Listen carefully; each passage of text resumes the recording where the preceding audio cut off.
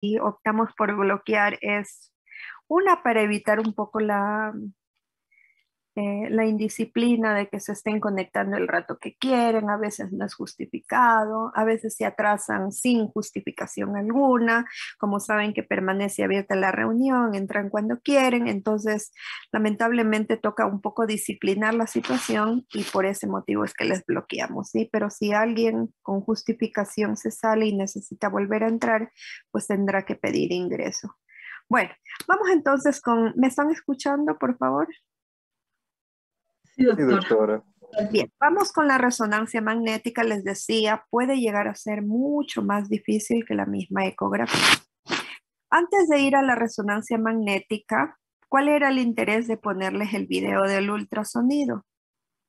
Que entiendan por qué se llama o por qué se cataloga como la principal limitación del ultrasonido el ser operador dependiente. Entonces, miren ustedes, para hacer que coincida, por ejemplo, el Doppler color, flujo que se acerca, que se aleja, hay que saber cómo poner el transductor, cómo hacer la inclinación del transductor. Imagínense que se ponga mal o orienta mal el transductor, eso ya es parte de la técnica. Quien coge el transductor, que ponga el lado derecho del transductor al lado izquierdo y que invierta todas las estructuras. Lo que no nos va a ocurrir en una radiografía, en una TC o ahora en una resonancia magnética. En la radiografía, en la TC hay disparos. Hay un disparo y representa, es la radiografía de la cabeza, pues saldrán todas las estructuras, unas se verán, otras no, ya saben por qué, signo de silueta. En la TC, igual es por disparos, pero va por niveles de corte. Obvio, si estamos en un corte a nivel de las órbitas, jamás voy a ver la boca si es axial.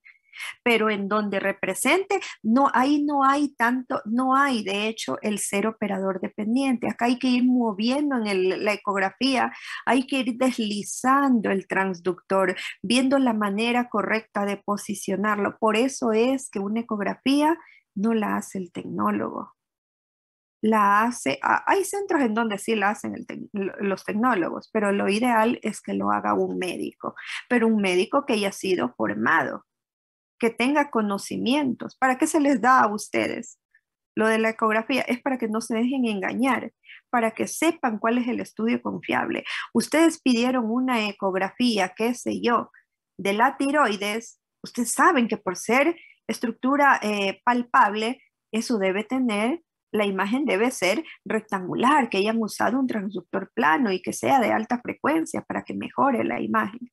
Entonces, ese es el objetivo, que ustedes sepan discriminar cuando un estudio es confiable, no para que ustedes vayan a hacer, porque para eso necesitan preparación.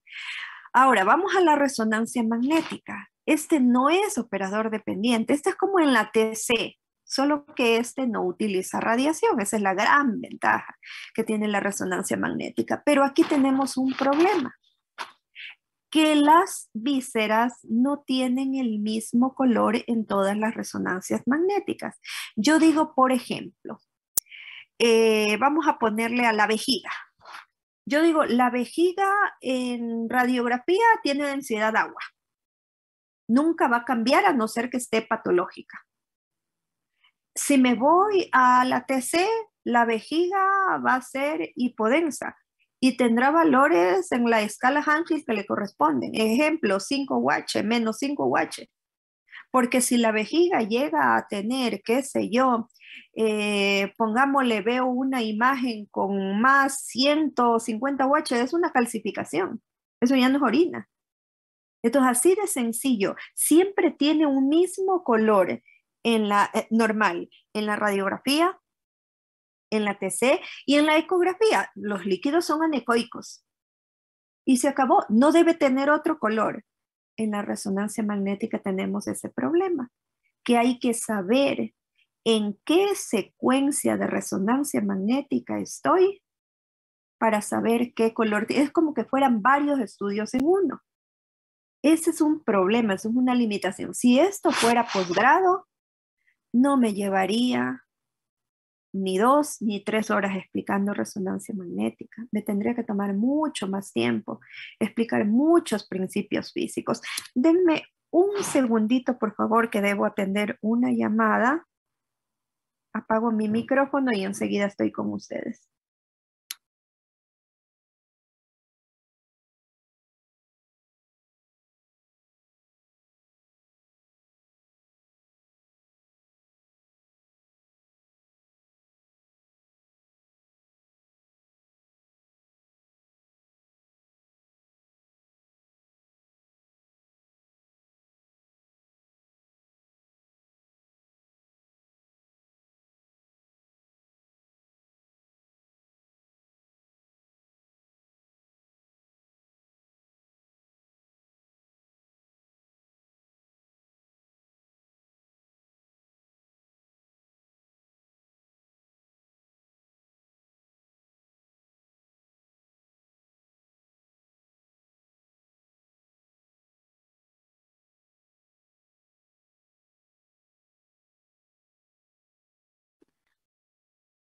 Perdón, ahora sí retomamos.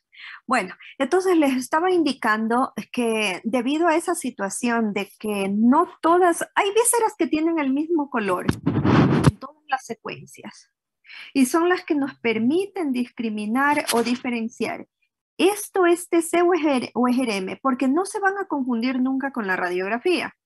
Entre resonancia magnética y radiografía. Sería una barbaridad que confundan. No se van a confundir con la ecografía, es diferente la imagen.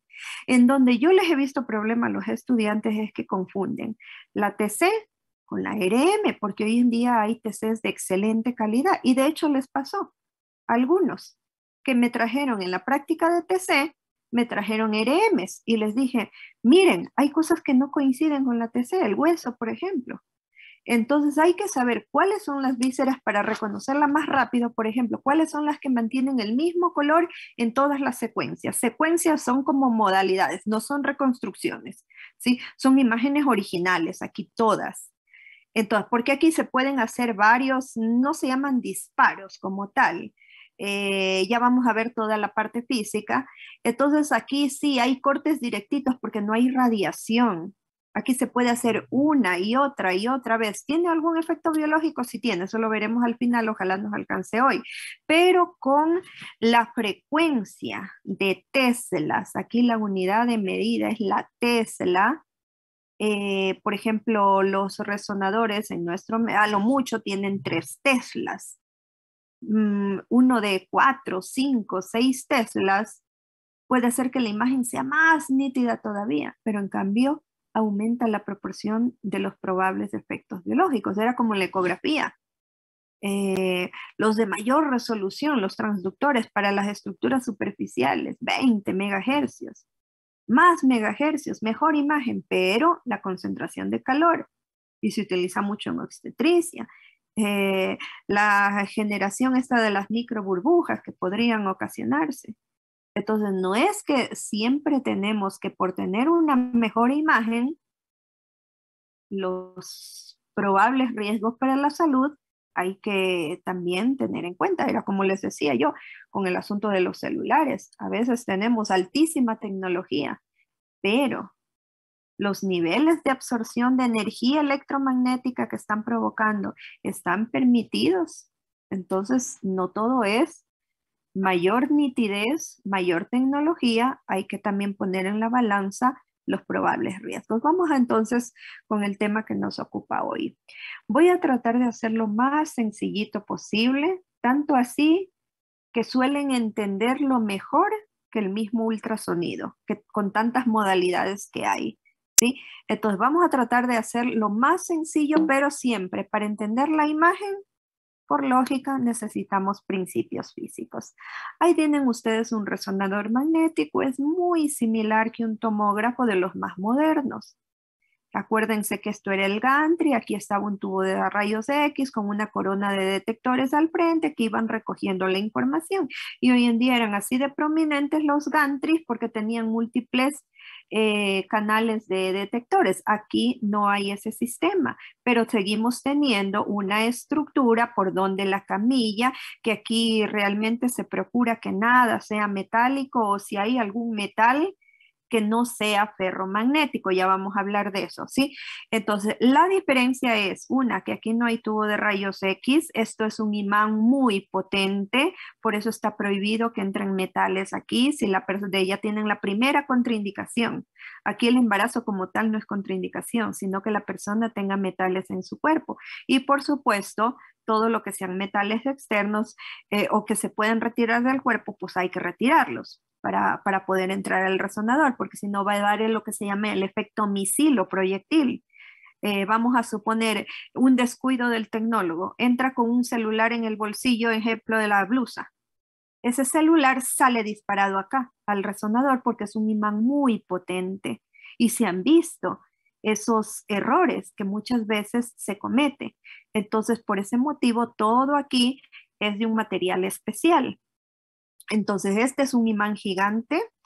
Esto se llama campo magnético estático. Tiene también el orificio para que se vaya deslizando la camilla, que son camillas especiales. Miren, no es nada de metal. Y tal vez una gran diferencia aparte de esto que les estoy diciendo es que tiene este sistema de antenas o bobinas que van a servir para enviar pulsos de radiofrecuencia, es decir, serían como campos magnéticos variables. Este es el estático, siempre mantiene, por ejemplo, les dije, 3 teslas. Esa es la potencia a la que funciona. Pero estos tienen campos magnéticos variables según las regiones del cuerpo y no nos vamos a adentrar en la parte técnica como tal, solo que sepan cuáles son las diferencias con la RM. Ahora, ¿cómo se obtiene la imagen si aquí no hay radiación? Vamos a los conceptos físicos. Tenemos 2 conceptos fundamentales, el spin y la precesión. ¿Qué es el spin? A ver, primero, ¿en qué se basa? Aquí no es como en la TC, que en la TC dependía de la densidad de los órganos de dejar o no pasar la radiación. Ya saben que unos dejan pasar más y aparecen hacia el color oscuro, otros hacia el color blanco, hiperdensos. Eso ya lo vimos. En la ecografía al principio, en cambio, era por la impedancia acústica que tenían, dejar o no pasar el sonido y devolver ecos. Pero ¿y aquí cómo se forma la imagen? ¿En qué se basa esto? Primero hay que tener presentes los protones del cuerpo. Y estoy hablando de los núcleos de hidrógeno. Nosotros sabemos que el agua es un componente fundamental del cuerpo. Entonces, los protones que tienen carga positiva, nosotros sabemos por física, por química, que los protones tienen un movimiento angular inherente de rotación. Estos no están estáticos, los protones siempre están con ese movimiento de rotación. Entonces, ¿qué pasa si hay un movimiento de rotación rapidísimo? Se genera un campo magnético como en un dipolo, como un imán o como la aguja de una brújula, ¿sí? Entonces, al generarse este movimiento rápido, esto es un imán, este no es un protón, este sí es el protón, pero nosotros sabemos cómo el imán tiene un polo norte, un polo sur y hay un campo magnético alrededor. ¿Cómo están los protones en nuestro cuerpo en estado basal? No es que todos tienen el polo norte, polo sur, que estén todos así alineados, como yo no sé si logran identificar aquí, yo les he tratado de representar, pero por favor vayan entendiendo lo que explico. Esto que ven aquí sería la representación de lo que ocurre cuando nos llevan acá. Vamos a suponer aquí se va a hacer una resonancia magnética de la cabeza. Todavía no está encendido el equipo. ¿Cómo están los protones, los núcleos de hidrógeno en los órganos del paciente? Están así al azar. Miren, la flechita está para acá, la flechita acá está acá, la flechita acá. Es decir, el polo norte y el polo sur o los vectores de cada protón están orientados al azar. Este es el estado basal. Pero ¿y cómo hacemos para obtener una imagen a partir de esto? Primero hay que llevarlo a un nivel energético mayor, hay que cargarle energía, recuerden que esto genera un campo magnético. Entonces, ¿qué se hace? Al llevarlo a un imán potente, en este caso el resonador, ejemplo 3 teslas, 1,5 teslas, 2 teslas, ¿qué ocurre con esos protones? Que no lo vamos a sentir y no va a causar a ese nivel de teslas, no va a causar prácticamente muy pocos efectos biológicos que los veremos al final. Ejemplo, el calor y otros efectos. ¿Qué pasa al ser llevado al campo magnético estático? Imagínense que esto de aquí es el resonador. Esto ocurre. Del estado basal que estaban orientados al azar, todos se alinean. Y miren, es por la magnetización, ¿no? Como cuando ustedes aplican un imán, ejemplo, a estructuras como clics, monedas. ¿Qué es lo que pasa? Se alinean. Entonces, miren lo que pasa con los protones. De lo que estaban así, empiezan a tener una alineación en un mismo sentido hacia el campo magnético. Hasta ahí es lo que ocurre sin emitir los pulsos de radiofrecuencia de acá, solamente con esto. Cuando se da esta situación, los protones luchan contra dos fuerzas. La primera es la magnetización, porque se están alineando, eso es una fuerza que se ejerce, pero no quiere decir que han perdido su spin, el movimiento de rotación, van a seguir rotando. Entonces, esa doble fuerza, si quieren ustedes, spin y magnetización, genera un segundo movimiento llamado de precesión, que me van a escuchar mucho hablar más adelante, decir precesan fuera de fase, precesan en fase o desfasados, como están precesando, que es la precesión, producto de la alineación y del spin, se genera un movimiento. La precesión es como el movimiento que tiene el trompo. Sigue rotando, pero empieza como a inclinarse. Se debe a este doble mecanismo. Hasta aquí lo que es el spin y la precesión. Ahora, ¿para qué sirven estos campos magnéticos variables, estas antenas, estas bobinas? Que hay incluso también hay antenas endocavitarias, así como había el ultrasonido endocavitario que se podía introducir en una cavidad, también los hay las antenas, será según entonces la región del cuerpo. En este caso estoy dando solamente de la cabeza porque es así como la TC nació para la valoración encefálica y después se extendió al resto del cuerpo, así también acá se puede hacer de cualquier parte del cuerpo y veremos imágenes más adelante. Bueno, ¿qué pasa con estas dos situaciones? Hasta aquí están en precesión. Ya saben a qué se debía. No se puede obtener este rato la imagen. ¿Por qué? Porque obtendríamos una imagen incoherente, porque no es la imagen basal. Es decir, los protones estarían como en un estado de excitación fuera de su condición basal. Están precesando, pero fuera de fase, desfasados. Y si obtenemos la imagen en este momento, va a ser una imagen distorsionada. Entonces, para que recupere su estado basal, ¿qué necesita? En otras palabras, esto fue solo para llevarlos a un movimiento de precesión. Esto fue para cargarlos de energía. ¿Y cuál es el objetivo de cargarlos de energía? Que el momento que los protones se relajen y vuelvan a su condición basal, que debería ser cuando obtenemos la imagen, suelten energía. ¿Qué energía? La que recibieron acá. Entonces, ese es el objetivo, porque si yo trato de obtener la imagen sin cargarlos de energía, no vamos a poder. Entonces, hasta aquí tenemos la precesión, pero fuera de fase, en un sentido con carga de energía. Se aplican, gracias a estas estructuras, se van a emitir pulsos de radiofrecuencia, eso lo hace el tecnólogo, ¿sí? Detrás, porque no se queda aquí, así como en el tomógrafo, sale, aquí solamente lo está colocando el paciente. Entonces, ¿qué es lo que se hace? Esto es solamente un esquema. Se envían pulsos, gradientes magnéticos o pulsos de radiofrecuencia diferentes según la región anatómica.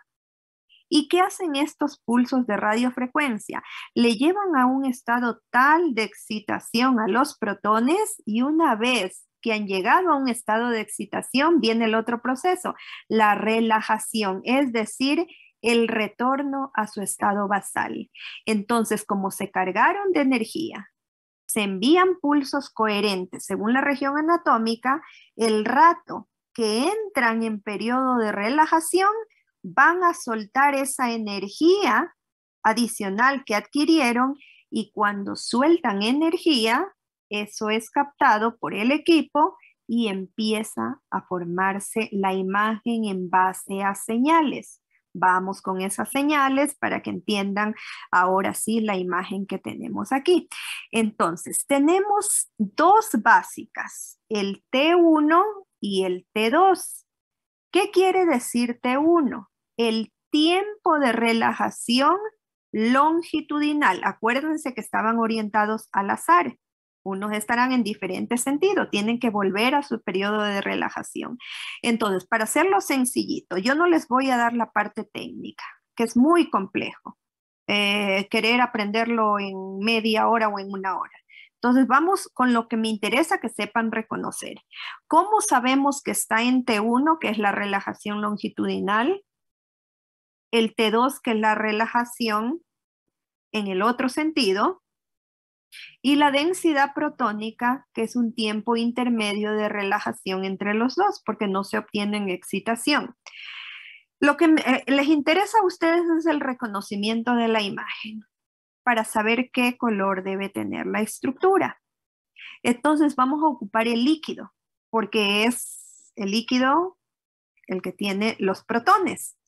Entonces, si ustedes se fijan, el líquido en T1 es hipointenso. Ahí estamos viendo el líquido cefalorraquídeo, los ventrículos. Es hipointenso, pero hasta aquí me voy a confundir con una TC, porque la TC también tiene el líquido hipodenso. En la densidad, ya vamos a ver la diferencia. Vamos primero con el líquido en las tres secuencias.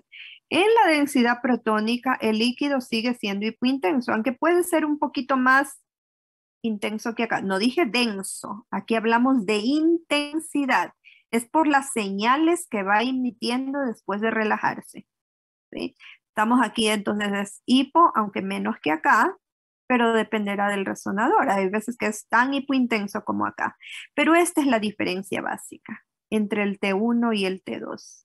El líquido brilla y no es medio de contraste. Entonces yo les decía, por ejemplo, ¿para qué me traen las artrografías antiguas? ¿Para qué me traen las artro-TC? Eso ya está en desuso. ¿Por qué? Porque el líquido acá brilla solito, sin necesidad de introducirle un medio de contraste. Entonces yo siempre les vengo diciendo, no peguen por pegar. En internet van a encontrar muchas cosas. Hay que ser selectivos. Si el libro les dice está en desuso, ya no pongan. Entonces cuando ustedes siguen poniendo técnicas en desuso, me da la impresión de que no están estudiando, de que no están atendiendo cuando el profesor les indica algo. Bueno, regreso al tema. Entonces, la diferencia básica entre el T1 y el T2 es el color del líquido. Y me interesa más que sepan estas dos secuencias. ¿Por qué? Ya les indico, esta está desapareciendo, pero hay partes del cuerpo en donde se las mantiene. ¿Dónde está la diferencia entre el T1 y la TC? Vamos a recordar la imagen TC. Ahí tienen una TC. Entonces, no nos regimos solo con el líquido, porque se van a confundir. El líquido les sirve para diferenciar entre T1 y T2. Para eso sí. Ahora, para diferenciar entre TC y T1 de la RM, me guío básicamente por dos cosas, el hueso y la grasa. El hueso en la TC era hiperdenso. En la RM, sobre todo el hueso compacto, porque el hueso esponjoso sí emite señal, ya que ahí sí hay protones. En cambio, el hueso compacto, prácticamente ausencia de protones. Depende de la cantidad de agua que hay en el cuerpo. Entonces, estos no emiten señal. La corteza ósea. Y miren ustedes, se ve completa, no vamos a decir aquí como en la ecografía anecoico, eso era otra cosa. Aquí esto se llama ausencia de señal, no emite ninguna señal por falta de protones. Esa es una diferencia básica y tenemos la ventaja que el hueso no cambia de color en ninguna secuencia. No es como el líquido que cambia de color. El hueso siempre mantendrá ausencia de señal la corteza, porque el hueso esponjoso sí emite señal. A veces aquí no se lo logra ver porque es más para los líquidos, ¿sí? Otra situación, la grasa. Nosotros sabemos que la grasa en la TC es hipodensa, tiene una densidad Hounsfield negativa. Vimos que podía ser hasta menos 200 incluso. Entonces siempre va a ser oscura, hipodensa. Aquí la grasa es una de las estructuras más brillantes en T1. Es lo que están viendo ustedes aquí. Bueno, también hay señal acá, no es necesariamente por grasa, pero la grasa siempre va a ser brillante en cualquier secuencia, aunque aquí suele ir perdiendo la brillantez, ya se va volviendo un poco oscura, pero aquí nunca íbamos a confundir nosotros un T2 de la RM con una TC. ¿Por qué? Por el líquido. Entonces no nos hagamos problema aquí, ni por la grasa, ni por el hueso que no está bien valorado, sino que fijémonos solamente en el líquido. No hay confusión. En esto es donde más veo que se confunden los estudiantes. Pero hay otra forma más, pero aplica solo para el encéfalo, ya no para el resto del cuerpo, porque huesos no solo hay en la cabeza, grasas no solo hay en el tejido subcutáneo de la cabeza. Entonces yo puedo aplicar esto del hueso y la grasa en el tórax, en extremidad, en cualquier región anatómica que tenga esas estructuras, que lo hay prácticamente en todas ellas. Pero tenemos una tercera diferencia, sustancia gris y blanca.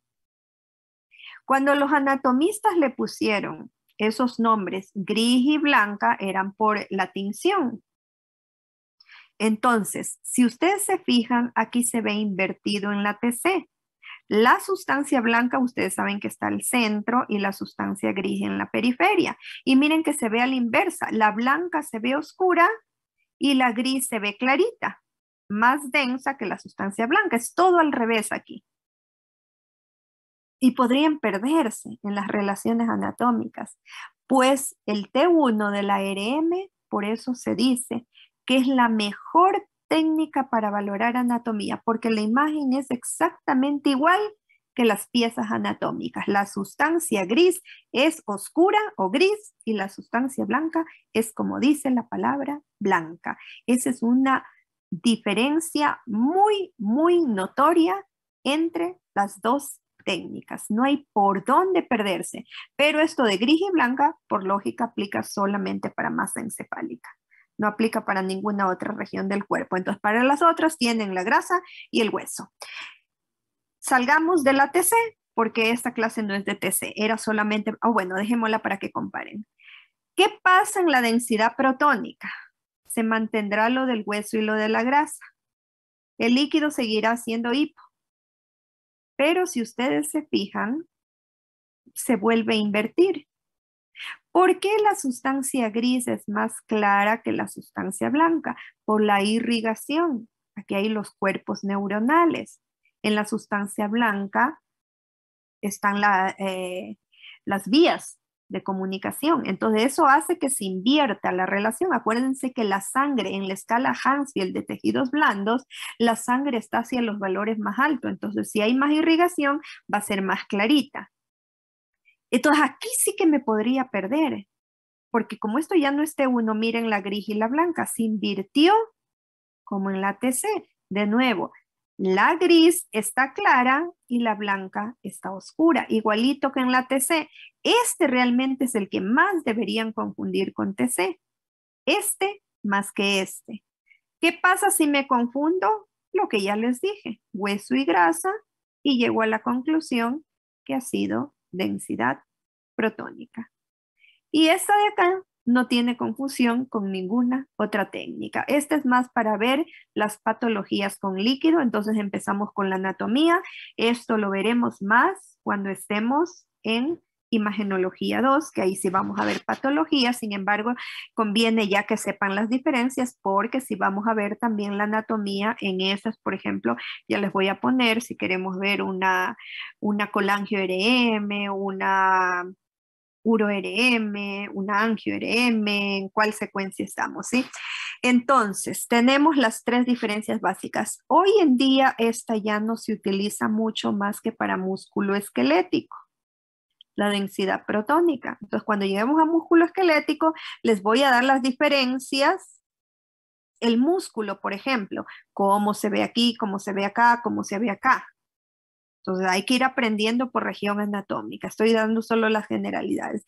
Entonces la densidad protónica en algunos estudios todavía nos viene. Ya saben cómo reconocerla. Pero hoy en día esta ha sido suplantada. Quiero que se fijen en esta imagen de aquí. A ver, veamos primero. Parece TC. ¿Por qué parece TC? Porque gris y blanca están invertidas. Aquí igual están invertidas. No se logra ver claramente. Aquí están invertidas. El líquido hipo parece una TC, pero veo el hueso y veo la grasa y defino que ha sido RM. Pero esto no es T1.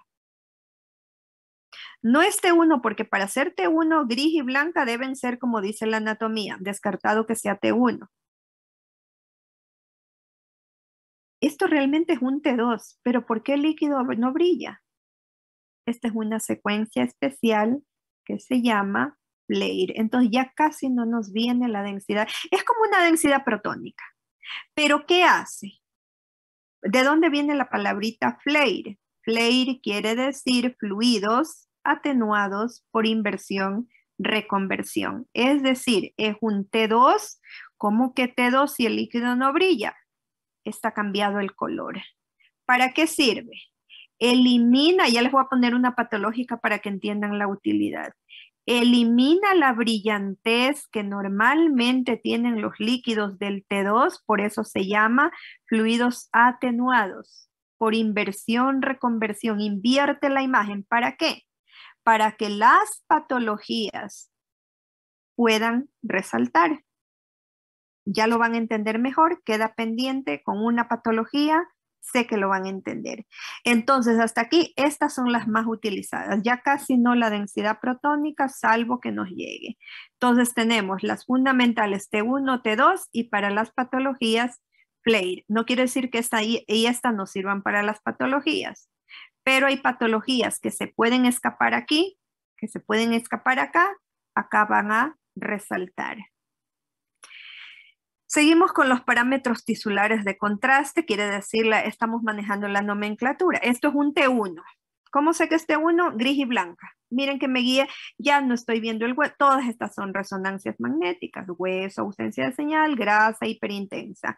Para saber si es T1 o T2 tengo que ver el líquido.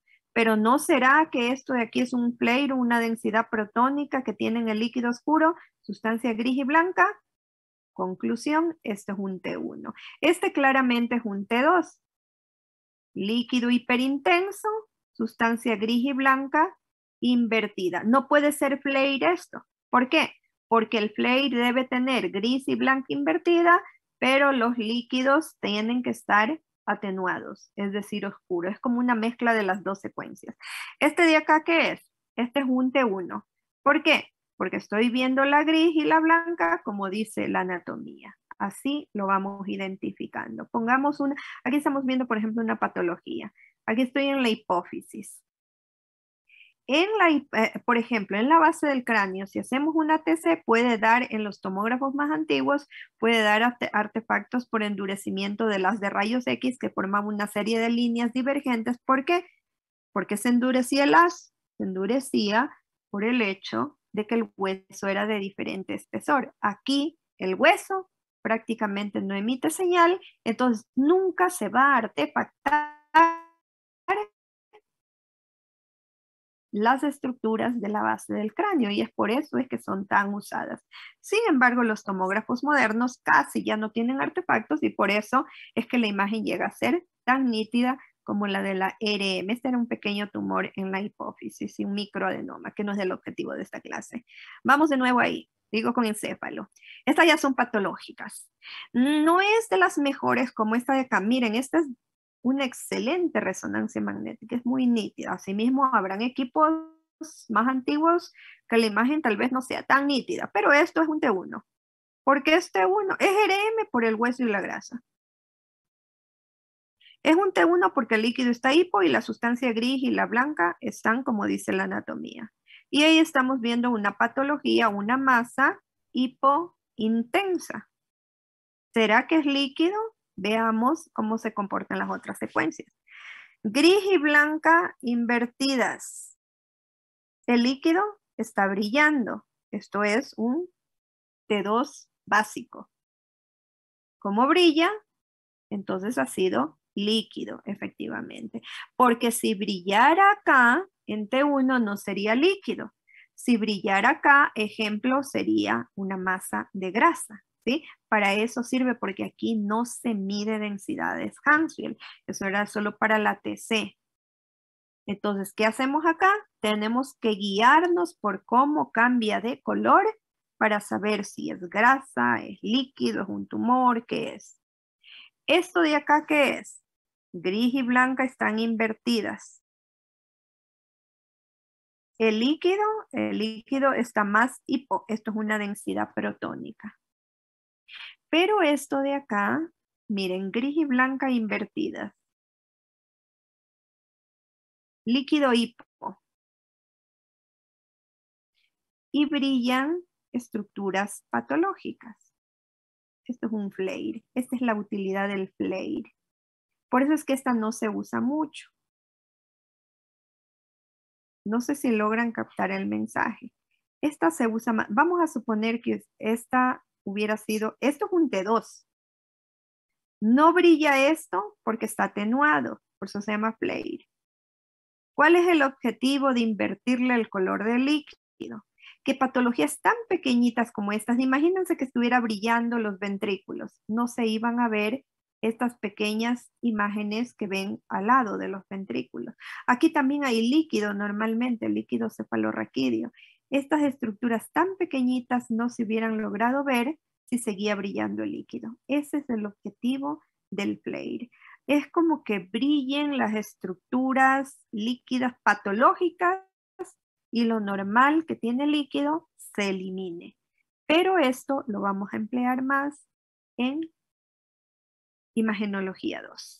Por esta vez en anatomía prácticamente no lo vamos a tocar, pero es importante que desde ya sepan que es un flare, porque cuando estemos en imagenología 2, no hay tiempo de estarles reforzando esto. Nos vamos directamente cómo se reconocía un T1, un T2 y un flare.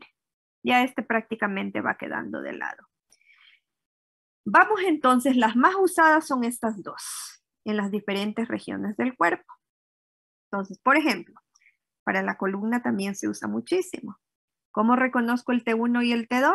De nuevo por el líquido.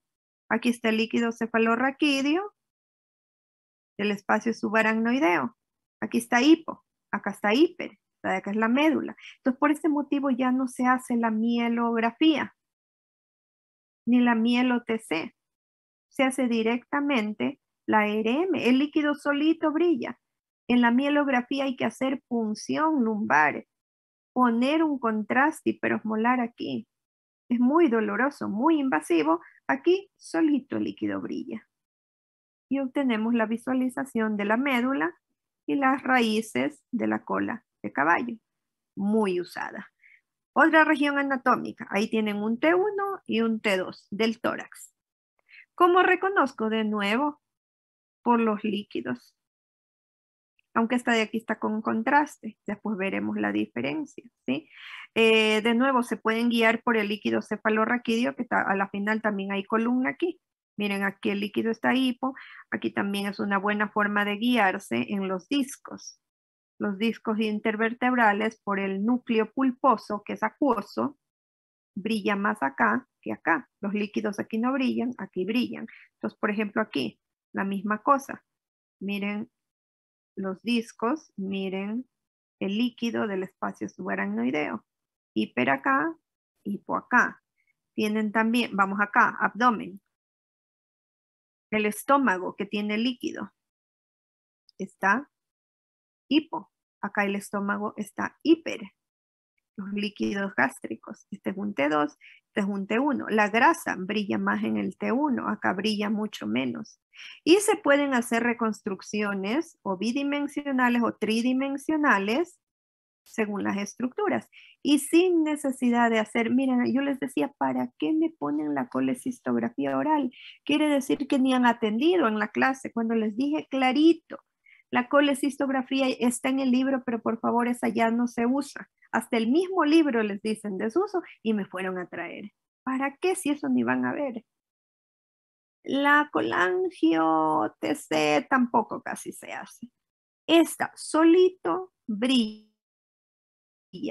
La bilis, que está en la vesícula, las vías biliares, ahí está el conducto pancreático, y tenemos una colangio RM con la brillantez de los propios líquidos, sin funcionar. Claro, si queremos todavía tener un mejor estudio, se puede dar un medio de contraste y hacer que brille más todavía, pero creo que es más que suficiente ahí. Se puede obtener una uro-RM, es muy igualita a la uro-TC. ¿Dónde está la diferencia? Habría que ver en la imagen original la imagen del hueso, que es lo que nos permite decir si es una TC o es una RM, que en este caso casi están suprimidas las estructuras para que las puedan ver. Es muy, muy similar la imagen. Uro-RM. La angio-RM es igual con las de la TC. Hay que ver el hueso porque si no nos podemos confundir. Extremidades. Nosotros sabemos que aquí hay líquido sinovial. Entonces yo me guío por los líquidos para saber cuál es la secuencia. Este es T1. Ahí está el líquido hipo. Aquí está el líquido hiper. Yo quiero mejorar esta imagen sin introducir contraste. Brilla solito el líquido. ¿Para qué estar haciendo una artrografía o una artro-TC? Si el líquido brilla aquí solito. Pero claro, si le queremos mejorar todavía más la imagen, agrandar la estructura, hay que introducir contraste como en las artros TC y obtener una artro-RM. Está sobredistendida la cavidad. Que por ejemplo, ¿en qué única secuencia brilla el líquido? En el T2. Si yo quiero que en el T1 brille el líquido, habrá que hacer como en la TC, la artro-TC funcionando. Entonces, sin punción en el T2. En las otras secuencias, con punción, como aquí. ¿Sí?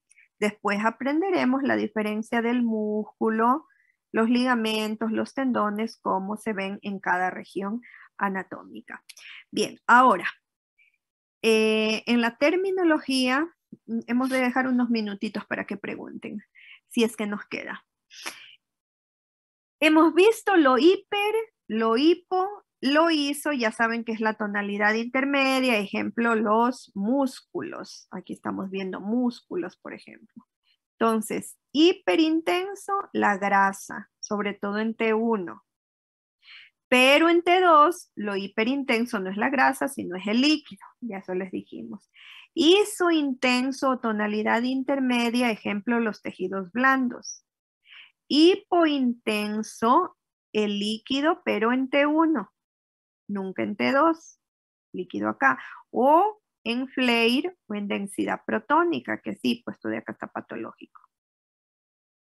Pero lo más oscuro de todo no es lo hipo, como en la ecografía. En la ecografía lo más oscuro era lo anecoico.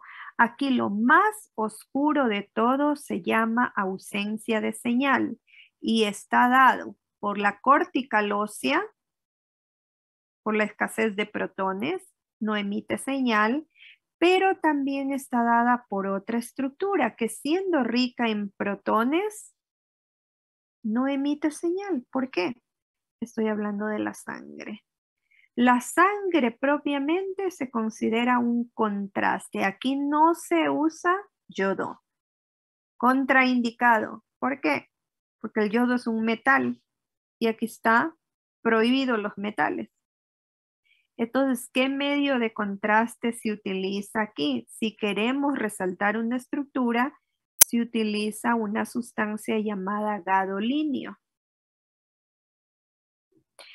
Sin embargo, la sangre también se considera un medio de contraste natural. Este es un contraste natural y este es un contraste artificial.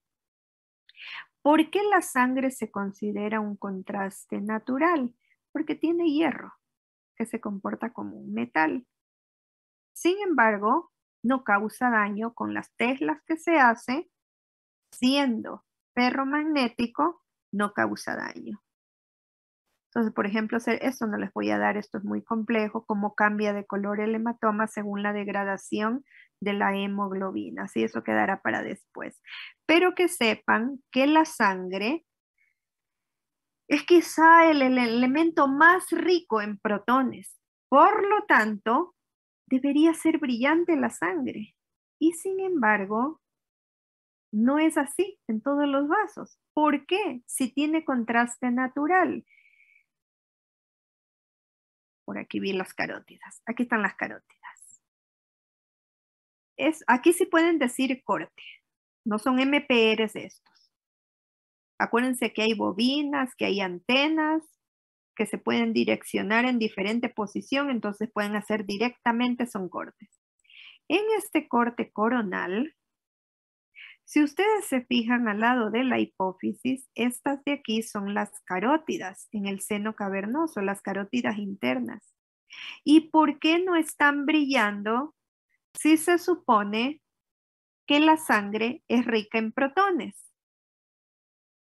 Eso se debe al flujo rápido. Entonces, lo que quiero decir es que cuando los vasos son de gran calibre, van a cursar nomenclatura con ausencia de señal, como lo hace el hueso.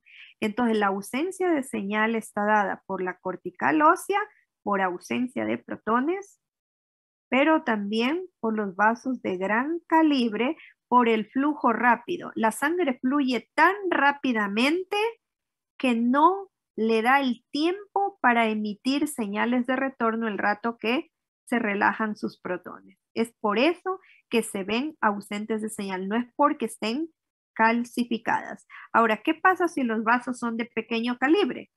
Que tienen flujo lento, sí darán señal. ¿Sí? Entonces es variable. Depende. Me olvidé de agregarles una imagen del corazón. No la tengo aquí, siendo de tórax.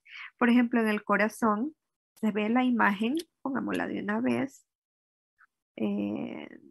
No, todavía no, porque creo que compartí el PowerPoint y no se va a ver. Por ejemplo, la aorta. No abramos otra diapositiva. Aquí está clarito. Miren la aorta. No se ve con señal y eso que es rica en protones. Debería brillar. ¿Por qué no brilla? Por el flujo rápido. Pero, por ejemplo, los vasos de menor calibre, esos pueden emitir señal, que es lo que están viendo aquí, unas discretas señales. Entonces dependerá del calibre del vaso. Ahora, si yo quiero tener una imagen más definida, brillando como ocurría en la TC cuando dábamos contraste, pues damos gadolinio. Y por ejemplo, sirve para ver patologías tumorales, como en este paciente. Este, por cierto, es un T1. Este C, hueso y grasa. Sustancia gris y blanca, como dice la anatomía, por lo tanto, esto es un T1. Ahí estoy viendo una masa y soy intensa con la sustancia gris.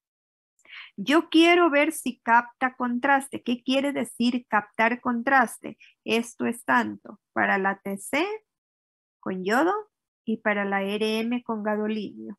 Siempre que me escuchen hablar en imagenología 2 de captar contraste, ¿qué quiere decir? No es sinónimo siempre de tumor. A veces piensan que toda captación de contraste es tumoral. No, puede ser un tumor, puede ser una patología infecciosa, puede ser degenerativa o incluso, ejemplo, un aneurisma vascular. Entonces, no todo es tumoral. ¿Qué quiere decir captar contraste? Quiere decir actividad. quiere decir que la lesión está con un proceso inflamatorio. Los tumores hay proceso inflamatorio. Por ejemplo, un absceso tiene un proceso inflamatorio. Una meningitis es un proceso inflamatorio y no es tumoral, pero tiene irrigación. Entonces nos sacamos de la cabeza que toda captación de contraste es sinónimo de cáncer. Y obvio, para ver las angios, yo necesito dar contraste. Sin embargo, producto de lo que expliqué aquí, también se pueden obtener, vamos a las angio-ERMs, que ya vamos a ir concluyendo, que necesito dejar unos minutos para cualquier pregunta porque ya viene la prueba la otra semana, de nuevo de los dos siguientes temas. Las angio-ERMs se pueden hacer de dos maneras básicas, la otra es reconstrucción, el 3D. Se puede hacer con la imagen basal, sin dar gadolinio. ¿Cómo? Vasos de gran calibre se van a ver con ausencia de señal, ya saben por qué. Los más pequeñitos emitirán señal, entonces por eso se llama técnica de sangre negra. Es porque no emiten señal, aquí no está dado contraste. ¿Y en qué secuencia? En cualquier secuencia. Le pasa lo mismo a la sangre, como con el hueso. Sangre negra, cuando no se ha dado gadolinio. Pero si yo quiero ver que brillen, esto no es T2, porque esto no es agua. Esto simplemente es una angio con gadolinio. Se prefiere hacer en T1 porque es la imagen anatómica, pero aquí la masa encefálica está retirada. Entonces miren que la imagen es igualita. Esta nunca se van a confundir con la angio-TC. ¿Por qué? Porque ahí siempre van a brillar los vasos que tienen yodo. ¿En dónde se pueden confundir la angio-TC con la angio-RM con gadolinio? Porque el yodo se ve así, pero el gadolinio también se ve hiper. Entonces, esta es la que más se confunde con la angio-TC. ¿Dónde está la diferencia? Tengo que irme a la imagen original y ver el hueso. Porque si el hueso tiene ausencia de señal, será angio-RM. ¿Por qué se ve todo a la vez? Supratentorial carótida, fosa posterior, sistema vértebro-basilar. ¿Por qué se ve a la vez? Porque el gadolinio, como en la TC, entra por la vena. Porque si entrara por una arteria, por catéter, habría selectividad. Eso lo estuve preguntando por ahí en las prácticas. Se puede hacer también reconstrucciones tridimensionales y la ventaja es que aquí no hay radiación.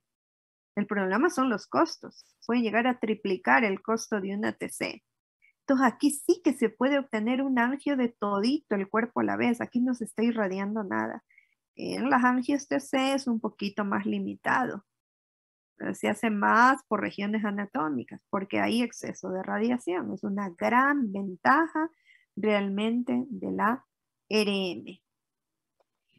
Y hoy en día incluso, y aquí ya voy a parar porque es meterme en especialidad, hoy en día se pueden hacer los estudios de perfusión que me escucharán hablar cuando estemos en imagenología 2. Quedará pendiente eso, que es esto de la perfusión y todas las otras situaciones. Hasta aquí hemos visto entonces para los vasos sanguíneos, hay la angiografía de Seldinger que es selectiva porque se hace por catéter, ya saben por dónde entra y ya saben en dónde, cuáles son las únicas arterias, la única arteria en donde entra por vena. Que por lógica era deducible ahí por conocimiento anatómico y fisiológico. Tienen con TC la angio-TC, de ahí viene el nombre. Con ecografía no se llama angio, con ecografía se llama Doppler y tienen tanto el Doppler color como el Power Doppler, sabiendo que la una da una información y la otra da otra información. ¿Se puede usar contraste en ecografía? Porque nunca les hablé de contraste, sí se puede, pero porque yo no les di, porque en nuestro país no se usa. En el último congreso de actualización que hice ahora en pandemia, se estaba hablando, hay un contraste que se llama Zeus con C de contraste endovenoso para ultrasonido. Eso quiere decir CEUS. En este congreso de actualización, los centros de imagen más sofisticados del país nos reportaban que no están usando todavía. Por ese motivo no se les da un... Es más, en los libros no siempre aparece. Pero, por ejemplo, a nivel sudamericano, países como Chile y sobre todo Brasil, ellos sí usan. Pero ¿por qué no se usa aquí Zeus como contraste? Entonces, para radiografías y para TC, yodo. Para tubo digestivo en radiografía también bario, aire. Para ecografía no les di contraste. Para RM, gadolinio. Sí se usa en nuestro medio. Ecografía, ¿por qué no se usa en nuestro medio? Porque para eso tenemos el Doppler. Y si no logramos ver los vasos, porque acuérdense, captar contraste quiere decir actividad de la lesión, proceso inflamatorio. Si yo quiero ver los vasos de un tumor, le puedo aplicar el Power Doppler. Entonces, como que no tiene sentido dar contraste. Sin embargo, sí hay situaciones en donde se usa contraste en ecografía, pero no en nuestro país. Si alguien se va a trabajar por ahí fuera, puede que escuchen hablar del Zeus, es el contraste para ultrasonido. Pero en cambio, ¿qué pasa al usar contraste? Eleva mucho los costos de una ecografía. Lo puede duplicar o triplicar y para eso mejor hacemos un estudio ejemplo RM, si vamos a subir mucho los costos. Claro, el paciente, la ecografía no tiene contraindicaciones. ¿Tiene alguna contraindicación la RM? Sí tiene contraindicaciones. ¿Tiene alguna limitación la RM? Sí tiene limitaciones. ¿Tiene efectos biológicos? También los tiene. Vamos a eso. Limitaciones. La principal es el costo. Yo les dije, puede llegar a triplicar el costo de una TC. Es una limitación económica. La disponibilidad, no siempre, por ejemplo, en el IESI y en el regional tenemos esa limitación, entonces no siempre hay la disponibilidad, es todo un aparataje, son muy costosos. Eso en asuntos económicos. Ahora, para el paciente, ¿cuál es la limitación? Miren ustedes el tremendo aparataje.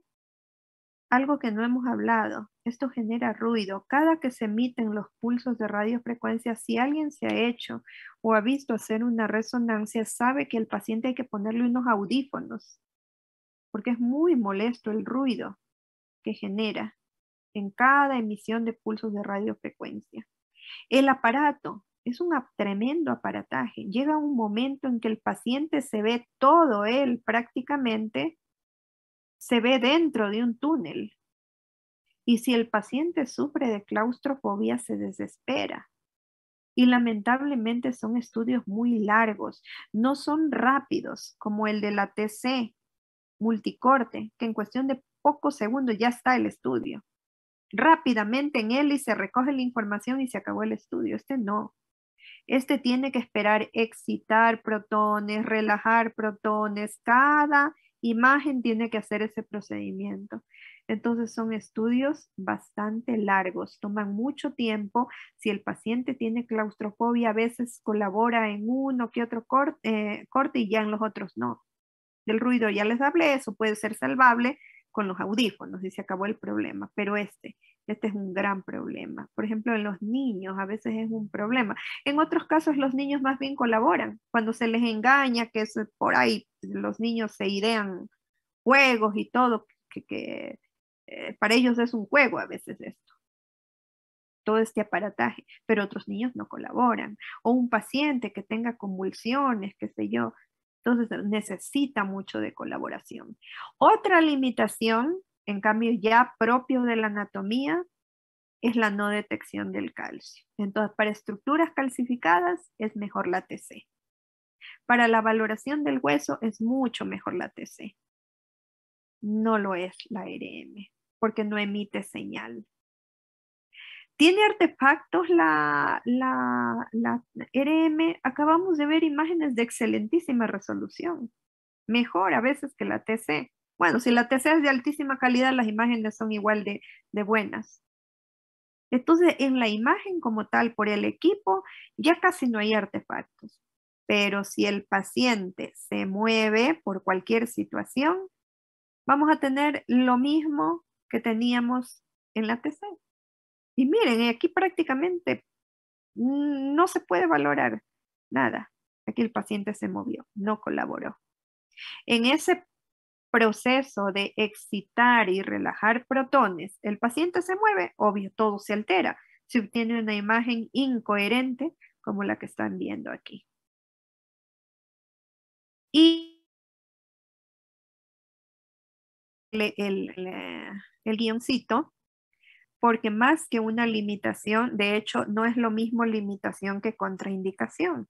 Limitación quiere decir lo que puede alterar el estudio, lo que nos limita, lo que hace que se haga de menor calidad o que no se pueda ejecutar. Si no hay disponibilidad, no se puede hacer, pero no está contraindicado hacerse. Si el paciente tiene claustrofobia, no es que esté contraindicado. Si nos logra colaborar, se puede hacer. Se puede salvar el problema del ruido. Bueno, el calcio, pero no todas las estructuras son de calcio. Los artefactos, si se movió, se dañó. No se movió, la imagen es buena. Entonces, no hay contraindicación aquí. ¿Qué es contraindicación? Para algunos es una limitación. Contraindicado, como dice la palabra, no hacer, está en contra. ¿Cuándo? Cuando el paciente tiene metales. Siempre que tenga algo metálico, estoy viendo el tiempo a ver si nos queda para preguntas, porque aquí pueden haber muchas preguntas. A ver, la cirugía, el campo de la cirugía, ha tenido que evolucionar a la par que la imagenología. ¿A qué me refiero? Hay una fractura. Necesita alinearse. Al paciente se le pone una placa, tornillos metálicos y vive con eso o lo tiene un determinado tiempo hasta que cure la fractura. O hay pacientes que viven con marcapasos, pacientes que viven con metales en el cuerpo.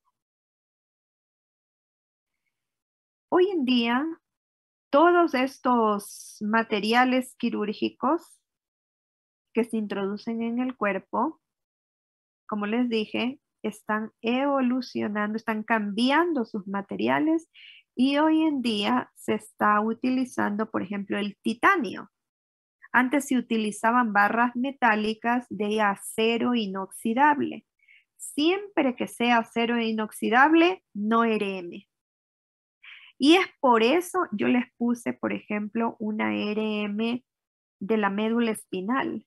Sin hacer punción, se ve clarito el líquido que le dibuja la médula.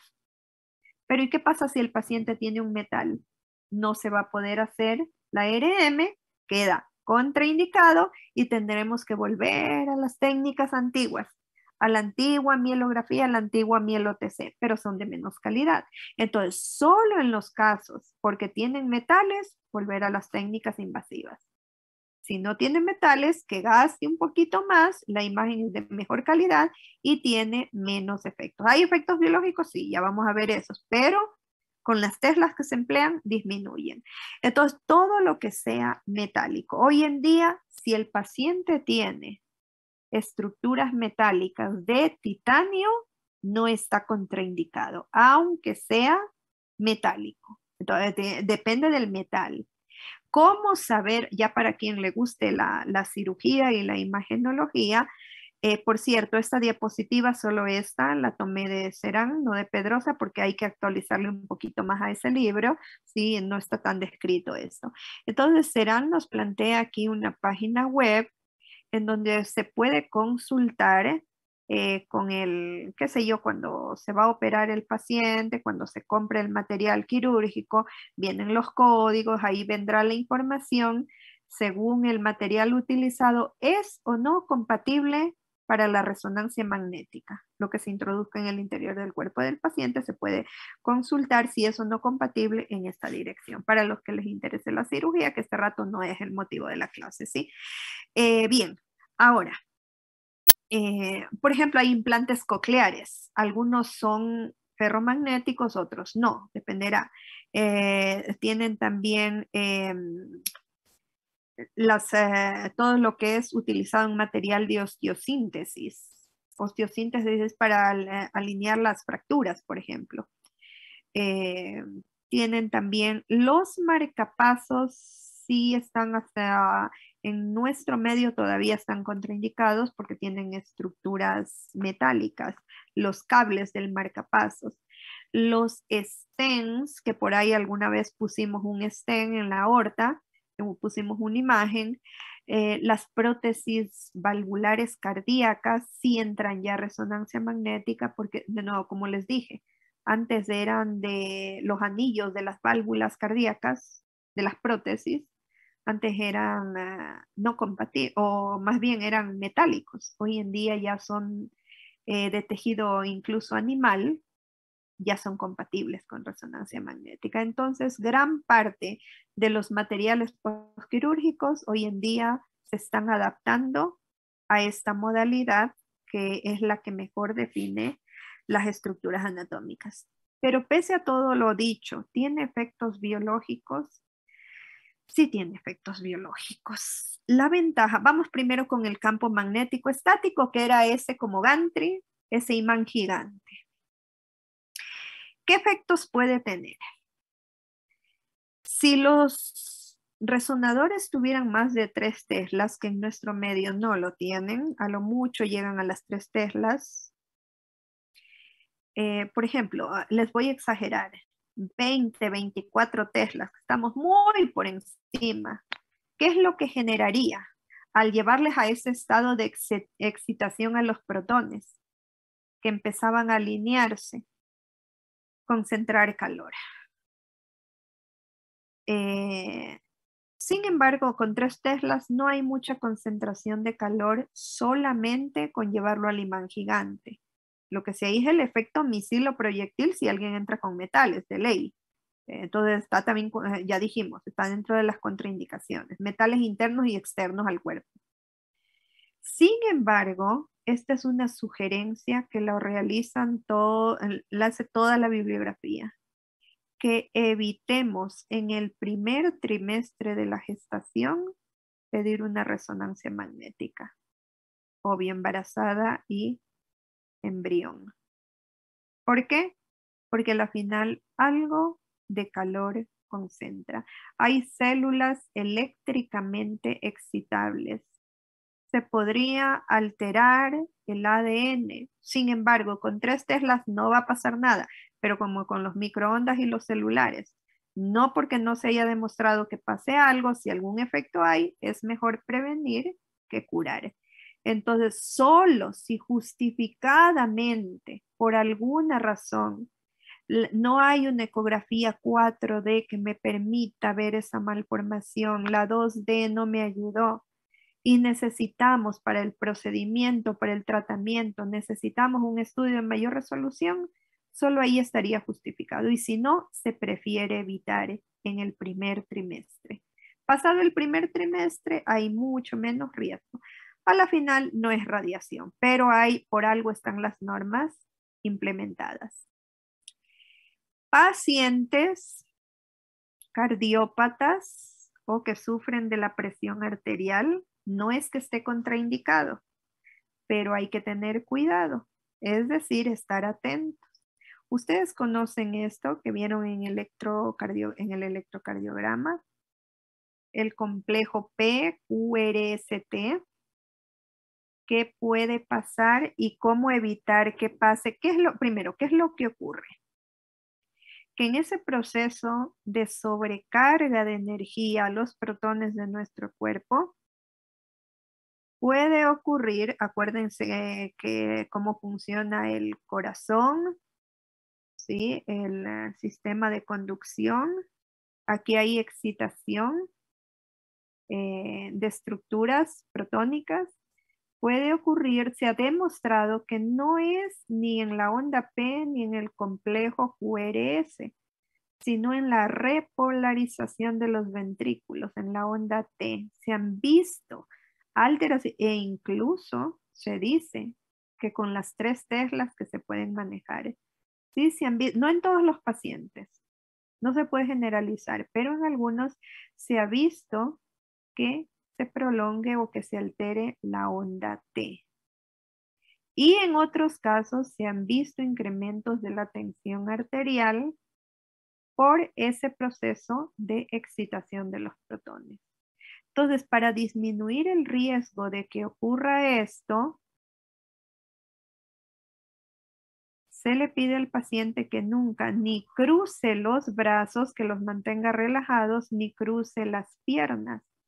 Tienen que estar completamente relajadas y extendidas.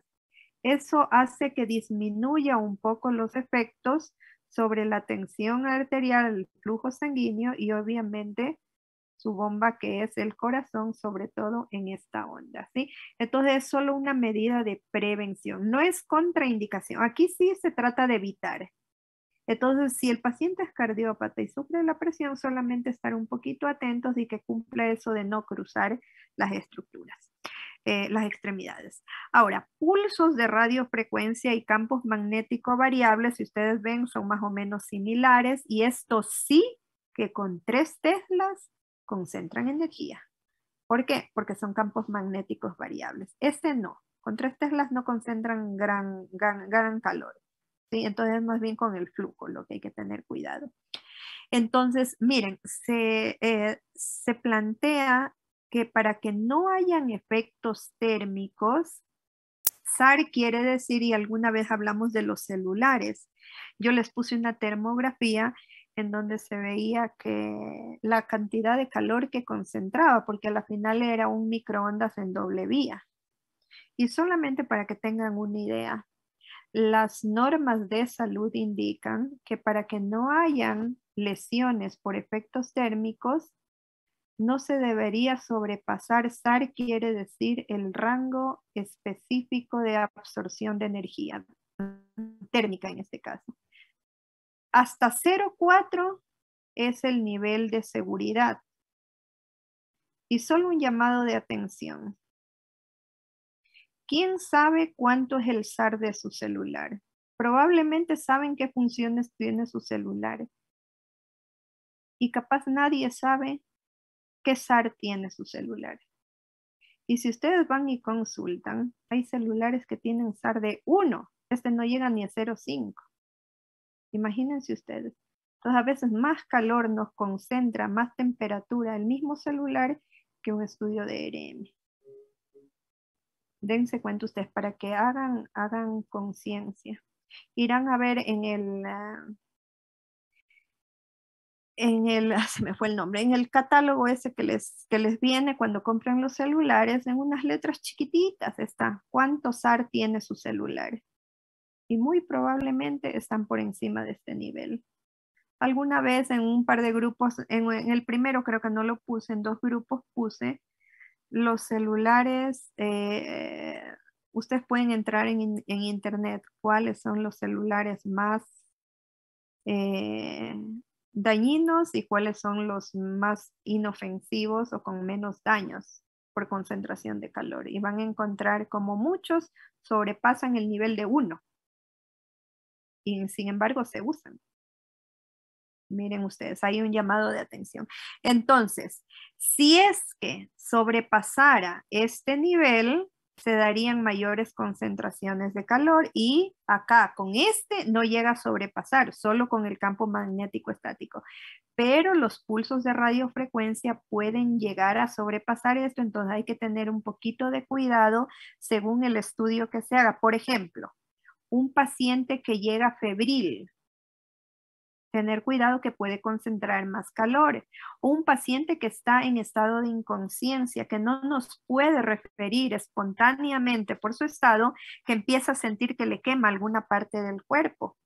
Por ejemplo, cuando hay aislantes térmicos, el paciente tiene un yeso, por ejemplo, no está contraindicado el yeso, pero en cambio, ¿cómo vemos si concentra energía, calor? que se queme la piel. O cuando hay parches dérmicos, esto ya les hablamos que sobre todo en el embarazo, en qué etapa es mejor evitarla. Ocurre lo mismo que ocurría acá. Con el campo magnético estático hay los mismos efectos en los campos magnéticos variables, pero le adicionamos que aquí hay más concentración de calor. Esto es lo mismo, ¿sí? Porque este tiene que ver con este. Con las 3 teslas no va a ocurrir esto. Que se exciten eléctricamente ciertas células. Pero, sin embargo, se dice que con 6 teslas ya ocurre esto. Que el paciente pueda convulsionar. ¿Por qué? Porque en ese proceso de emitir pulsos de radiofrecuencia, de excitar, relajar protones, se pueden estimular otras células y, ejemplo, tener arritmias, convulsiones, incluso contracturas musculares. Y esto es quizá uno de los más reportados, y aunque la bibliografía nos dice más de 6 teslas que no hay equipos aquí con esta frecuencia, sin embargo, sí hay pacientes que han reportado que después de hacerse una RM han presentado magnetofosfenos. Tal vez no han convulsionado, han presentado arritmias, contracturas musculares sí algunos han reportado, pero puede verse a otras cosas. Pero los magnetofosfenos, por estimulación del nervio óptico, sobre todo en las RMs de cabeza, sería un efecto secundario. Se excita el nervio óptico y empieza el paciente a ver como esta especie de lucecitas. Sí se han reportado, repito, y sin llegar a las 6 teslas. Y para retomar esto del calor, por ejemplo, es muy discutido. Hay un estudio que les estaba revisando anoche, un estudio actualizado, porque antes estaba en discusión y termino ahí por si hay alguna pregunta, que ya no hay tiempo. Los pacientes que tienen tatuajes, ¿se pueden o no se pueden hacer RM? Que cada vez vemos más gentes con tatuajes. Antes era discutido, se decía sí, no, realmente contraindicado no está, pero hay que tener cuidado. ¿Por qué? Sobre todo con los tatuajes de colores, porque obviamente se hacen de diferentes colores, sobre todo los que tienen colores más oscuros, el negro, el azul intenso, porque tienen pigmentos ferrosos. Y al tener pigmentos ferrosos podría ocurrir, aunque no esté contraindicado, podría concentrar más calor. Entonces podría eventualmente, en el peor de los casos, eso es lo que habría que tener cuidado. Entonces son solamente situaciones preventivas. Aquí sí, evitar en estos casos de cardiopatías, tener cuidado, estar atentos, y las concentraciones de calor, que en todas las instancias pueden dar, en unos más que en otros. Entonces, sobre todo cuando hay aislantes térmicos que no podemos controlar, por lo menos que el paciente nos refiera. Se dice que el paciente que tiene, por ejemplo, sí está reportado en este último estudio que les comento que estaba revisando anoche, que si bien no llega a veces a producir quemaduras por los tatuajes, sí los pacientes reportan como tirantez en la piel. Es por esa magnetización que ejerce.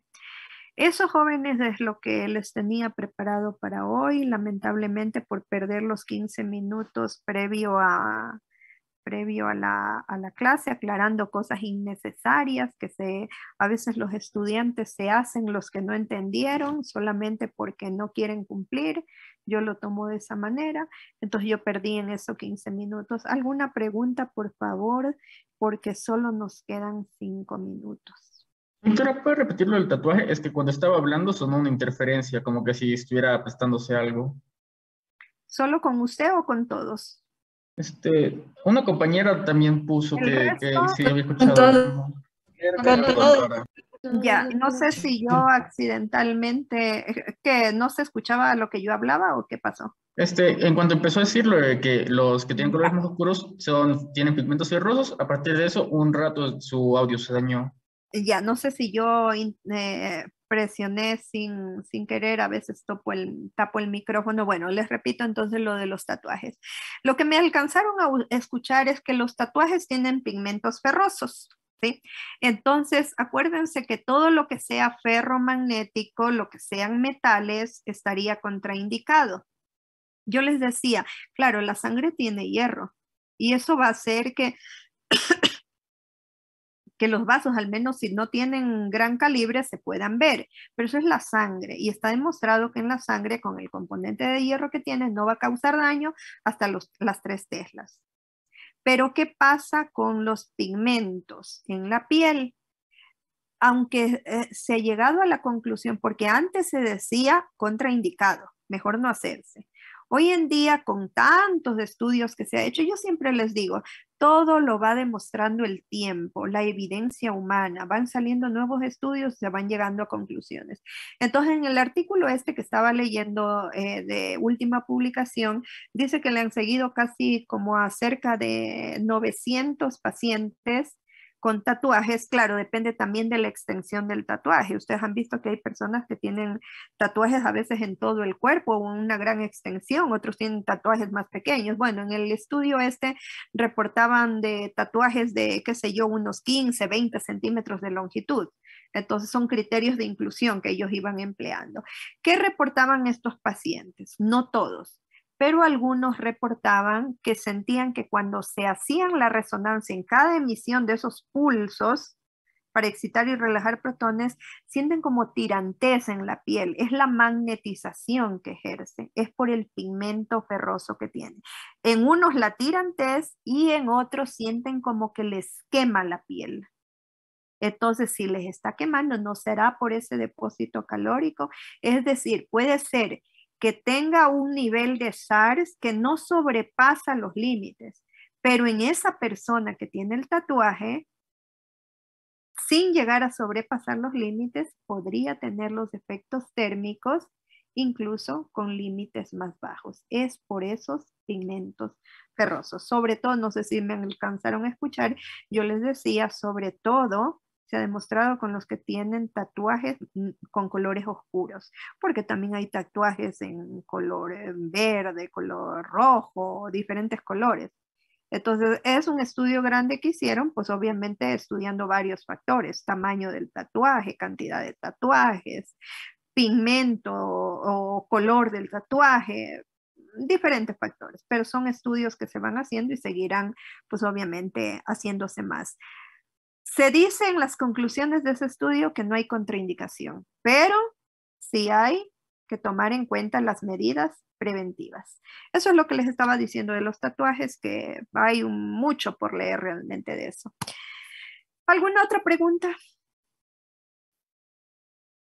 Doctora, ¿cuánto tiempo más o menos dura tomarse una resonancia? Perdón. No hay un tiempo estándar, depende de cuántos cortes se necesiten. Habrán resonancias que duren 10 minutos, otras durarán media hora, otras más, otras menos. Todo, los costos mismos no son iguales. Depende cuántos cortes se haga, porque aquí sí que son cortes. Entonces los costos son variables, el tiempo es variable. Y depende cuántas secuencias se haga. Hay secuencias que aquí ni les he dado. Si cogemos el libro, hay unas 15, 20 secuencias. Esto no es especialidad, por eso les dije, con que sepan el T1, el T2 para el nivel de ustedes y el FLAIR, que hoy en día se está utilizando mucho, hay muchas otras secuencias. Entonces, de eso dependerá, niña, el tiempo de duración. Yo recuerdo cuando rotábamos por resonancias magnéticas, habían pacientes que se hacían cabeza, tórax, como aquí no hay radiación, cabeza, tórax, abdomen, diferentes regiones del cuerpo. Y de eso van a depender los costos. Pero en general suele o no duplicar, sino triplicar el costo de una TC. Pero repito, según la cantidad de secuencias y según los cortes que se haga. Cada corte va a ir sumándole valor y tiempo al estudio. Bueno, creo que ese tema no es muy relevante para nosotros en imagenología, sino es más bien lo que sí son estudios largos. Eso sí yo lo aclaré, porque necesita, no es que hace el disparo y ya se acabó. Es todo un procedimiento de excitación y relajación protónica. Y creo que lamentablemente se nos acabó, ya me pasé un minuto. Tienen la prueba la próxima semana. Creo que les voy a cambiar la hora para no perjudicar mucho al grupo de tutoría de 12 a 1, porque siempre se va a perder en cada que tengamos evaluación. Entonces, conversen si quieren que les dé primero media hora de tutoría para cambiar la hora, porque está puesto igual a las 12:15 hasta que se conectan y todo. Por lo menos darles una media horita de tutoría, refuerzo, porque ultrasonido y RM sí suele ser un poquito más difícil que RX y TC. Entonces, si quieren un refuerzo previo a la prueba, me avisan para cambiarles con tiempo la agenda. Y si no, pues obviamente la tutoría de las 10 de la mañana, esa tutoría no tiene por qué perderse. Y hoy, lamentablemente, la perdieron. Entonces, solamente me avisan eso. Y obviamente la práctica de la próxima semana va a ser pesadita, porque están sumados 2 temas en uno. No podemos correr la práctica. Así que probablemente hagamos la evaluación en prácticas directamente. Media hora haré de ultrasonido y media hora haré de RM. Todavía no está subida la agenda de RM y ya se las voy a subir lo antes posible para que sepan qué es lo que tienen que hacer. ¿Entendido, por favor, lo que acabo de explicar? Sí, doctora. Sí, doctora. Tal vez tenga problema en subirles hoy la agenda, porque recién estaba viendo, hay un mensaje en el chat de los profesores de la facultad que están reclamando que no está funcionando hoy el e-virtual. No sé si les ha pasado, yo no he entrado hoy al e-virtual. Sí, doctora, está fallando. Sí, está fallando. Ojalá no nos pase el otro viernes. Bueno, si hay una falla, tocará reagendar, ¿sí? Hasta aquí no he tenido problema con el virtual. Entonces, si no aparece subida todavía la agenda del trabajo ya está subida la de ultrasonido. Ya expliqué, ahí no dice de los videos, no dice nada. ¿Por qué no le subí? Porque me iban a empezar a preguntar. Y los que ya hicimos la hora de los videos, ya lo expliqué hace rato, ¿sí? Ya expliqué que cada grupo da con los videos que trabajaron. Les he de preguntar, más o menos vean en qué minuto están las diferentes modalidades y para que estén preparados. Y ya dije, el grupo 2 que no les hice ese trabajito de 1 hora con videos, tiene la opción de pedir a los compañeros, pero les toca de ambos grupos, o si no, de hacer sus propios videos individualmente. Tienen varias formas de hacerlo, pero por favor estudien, porque la última semana van a tener una prueba práctica, solo con imágenes, ya nada teórico, ¿sí? Entonces es importante que vayan viendo cada una de las imágenes porque no todos están haciendo trabajos completos. Eso entonces del ultrasonido ya está subido. Solamente no dice lo de los videos, era porque tenía que explicarlo, porque iba a ser diferente para el grupo 2. Entonces fue por eso que no está puesto ahí, pero ya saben que igual es con el videíto que también se les va a... Y ya me mandaron, el grupo 1 y 2 ya me mandó, no van a tener problema en subir sus trabajos porque no tienen que volver a mandar el video. Solamente, como dice en la agenda, solo imágenes congeladas. El grupo 2 sí va a tener un poquito de problema en subir porque van a tener que poner con el video. Ellos me van a mandar el trabajo por el correo, ya que no lo pueden mandar por el virtual.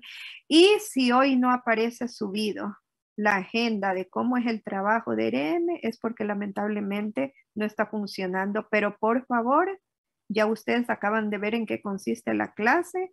Entonces van a tener, me adelanto un poquito, van a tener que representar sobre todo el T1, el T2, la densidad protónica podríamos dejarla. Por ahí un flare o una densidad protónica o un flare, solo en encéfalo, porque todavía no saben el resto del cuerpo. Para todo el cuerpo, diferente región anatómica, el T1 y el T2. Hay secuencias ahí tienen, les puse representado de diferentes regiones del cuerpo, puede ser normal, patológica, como se acomoden. En radiografía les exigí las patológicas porque había que aprender las densidades, era un estudio muy básico, ¿sí? El objetivo de la práctica no es que aprendan a diagnosticar patologías, sino que manejen la nomenclatura. Entonces, de las diferentes regiones del cuerpo, con las reconstrucciones, hemos visto la colangio-RM, la uro-RM, la angio-RM, con las dos técnicas, ¿sí? Y obvio de esto no van a hacer ninguna diapositiva. Entonces, este realmente está cortito. Está cortito porque no tenemos, va variando por región anatómica, entonces hasta aquí no podemos avanzar más. Bueno, terminamos ahí porque realmente ya no me he pasado 6 minutos y eso es por tener que estarles llamando la atención. Qué pena como desperdiciaron, teniendo tantos errores en TC, cómo desperdició el grupo que tenía beneficio hoy día, el grupo 3. Estaba en beneficio sobre los otros grupos porque no perdían la tutoría. Pues la perdieron igual. Aquí sí, de ley sí va a perder la tutoría, de ley.